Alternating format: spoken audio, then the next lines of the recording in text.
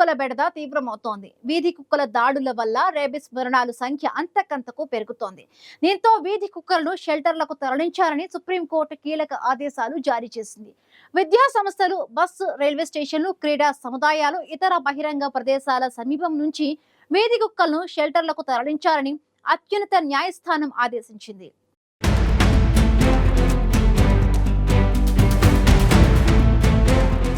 వీధి కుక్కల బెడద నానాటికి తీవ్రమవుతోంది. దేశంలోని నగరాలు, పట్టణాలు, గ్రామాలు అనే తేడా లేకుండా అంతటా వీధి కుక్కల సమస్య ఉంది.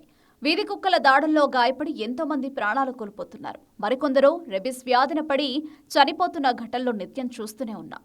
వీధి కుక్కల సమస్యకు సంబంధించిన అంశంపై సుప్రీంకోర్టు తాజాగా కీలక ఆదేశాలు జారీ చేసింది.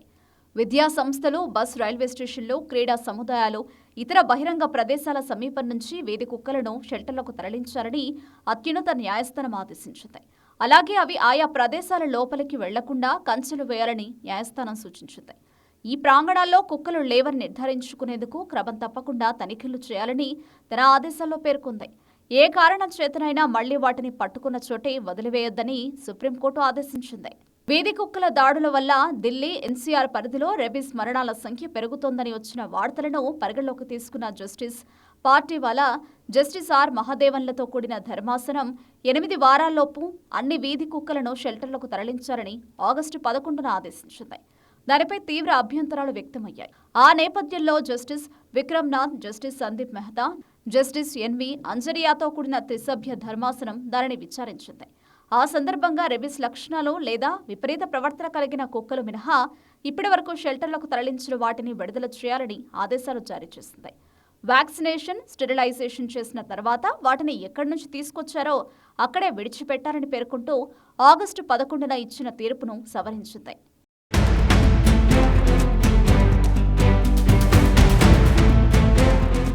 వీధి కుక్కలను మళ్లీ వెనక్కి తీసుకురాకుండా సుప్రీంకోర్టు ఆదేశాలు జారీ చేసింది. అలాగే వాటికి ఆహారం అందించేందుకు స్థానిక సంస్థలు ప్రత్యేకంగా ఫీడింగ్ స్పేస్ను ఏర్పాటు చేయాలని ఆదేశించింది. బహిరంగంగా ఆహారం అందించడానికి అనుమతి లేదని, ఒకవేళ ఉల్లంఘిస్తే కఠిన చర్యలు తప్పవని తేల్చి చెప్పింది. జాతీయ రహదారులపై తిరుగుతున్న ఆలనాపాలనా లేని పశువులను షెల్టర్లకు తరలించాలని సూచించింది.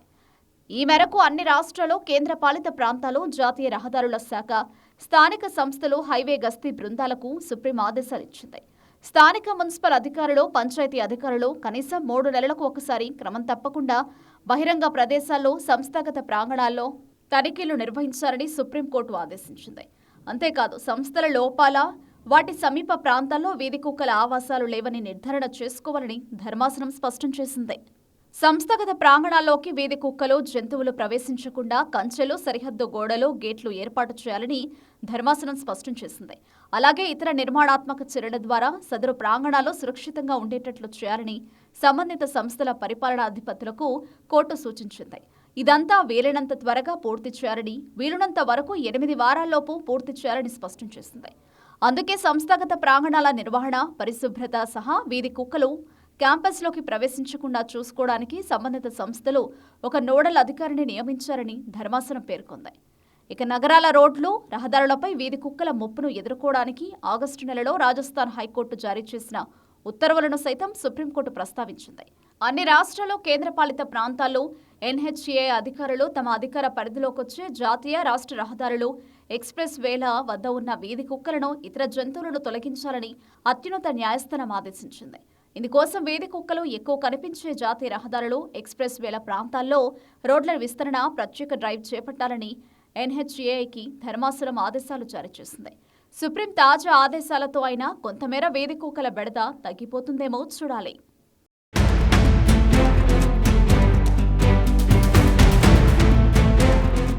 వీధి కుక్కల దాడుల్లో గాయపడి ఎంతో మంది ప్రాణాలు కోల్పోతున్న ఘటనలు నిత్యం వెలుగులోకి వస్తూనే ఉన్నాయి. అలాగే వీధి కుక్కల దాడుల వల్ల రేబిస్ మరణాలు పెరుగుతూ ఉండడంతో వాటికి వ్యాక్సిన్లు వేయాలని సుప్రీం ఆదేశించింది.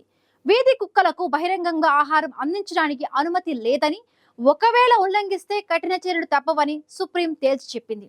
ఇప్పటికైనా ప్రజలకు వీధి కుక్కల బెడద కొంతైనా తగ్గుతుందో లేదో చూడాలి.